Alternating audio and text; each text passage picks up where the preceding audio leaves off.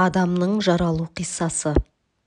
Ұлық Алла ешқашан ештеңеден жаралмаған, әуелден бар зат еді. Әлемнің іші де, тысы да бір өзі. Әлемнен бөлек те емес, бірге де емес, құпия қазына болатын. Тәңірі тағала түр-түсті, шет-шегі, бет-келбеті, салмағы, мекені болмайтын мәңгілік құбылыс. Құдай өзінің құпиясын ашып, рухани қазынасы мен шарапатын 18 мың ғаламға тарату үшін өзіне орынбасар жаратуды ұйғарды. Сол кезде тау-тас, орман ағаш, от-су, аспан-жер барлығы адамды менен жаратса екен деп таласты. Мен биікпін, менен жарат, деді тау. Мен әзизбін, менен жарат, деді алтын. Мен тасқынмын, менен жарат, деді су. Мен дүлеймін, менен жарат, деді жел. Мен күштімін, менен жарат, деді от. Мен асқақпын, менен жарат, деді аспан. Мен жұмсақпын, менен жарат, деді ағаш. Мен қаттымын, менен жарат, деді тас. Сөйтіп, барлығы таласып жатқанда, жер ғана сынықтық танытып, мен мақұлық атаулының табанының астында жатамын. Тәңірім өзіне орынбасарды мұндай қадірсіз заттан жаратпас. Түбім топырақ, бүкіл күл-қоқысты маған көмеді, лас суды маған төгеді. Мен бұл құрметке лайық емеспін деп ойлады. Сонда Тәңірі тұрып: «Әй тау, сенде бір мін бар, тәкаппарсың, кішіреюді білмейсің. Алтын, сенде бір мін бар, баяның жоқ, сыртың жылтырақ, ішің қалтырақ. Су, сенде де мін бар, тасығанда өткел бермейсің. Жел, сен тұрақсызсың, мінезің құбылмалы.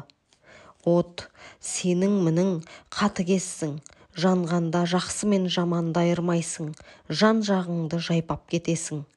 Аспан, сенің мінің мақтаншақсың, өзіңнен басқаны көзге ілмейсің. Ағаш, сен әлсізсің, сынақта сынып кетесің. Тас, сен мейірімсізсің, жақынға жылуың жоқ, деді. Сосын жерге қарап: адам тәнін сенен жаратамын. Сен кішіпейілсің. Менің ең жақсы көретін мінез құлқым осы. Бүкіл тіршілік иесі саған тәуелді болады. Мінезің ауыр, сабырлы, қойның толған береке. Алтын, күміс, ас-ауқат түгел дерлік сенен өніп шығады. Күллі мақұлық нәжісін саған төксе де, сен одан хош иісті гүл шығарасың. Лас су жерге сіңіп, тәтті бұлаққа айналады. Жасаған жақсылығыңды міндетсіну сенде жоқ. Адам сенен жаралып, өлген соң саған оралады. Адам ұрпағы тірісінде неғұрлым саған ұқсаса, соғұрлым менің алдымда қадірлі болады, деді. Осы кезде қара жер Алладан дат сұрады: «Уа жасаған ием, адамды менен жаратқаныңа қарсы емеспін.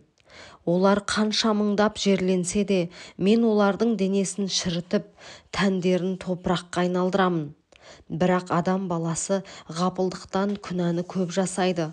Олар өмірден өткен соң менің қойныма таудай күнәларын арқалап келеді. Сонда олардың ауыртпалығын кім көтереді? Жасаған қиянаты мен зорлық-зомбылықтары менің де арқама батар», деді. Қара жер, қайғырма. Мен шебер Алламын. Олардың күнәсін жойып, саған салмақ салмауға құдіретім жетеді. Мен адам ұрпағына Құран түсіремін. Марқұм болғандардың ұрпағы әруақты еске алып, оларға Құран оқытып, артынан дұға ететін болса, олардың күнәлары жойылып отырады. Сонда саған да артық жүк түспейді. Мұсылмандар әруақтарды ұмытып, оларға Құран оқуды тоқтатқанша осылай жалғаса береді, деді.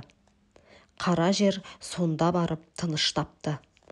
Қазақтардың әр аптаның бейсенбі жұма күндері 7 шелпек пісіріп, әруақтарға Құран оқытатын салты осыдан қалған екен. Мұсылмандар қашан осы дәстүрін тоқтатқанда, жер адамдардың күнәсін көтере алмай екіге жарылып, қиямет қайым орнайды деседі.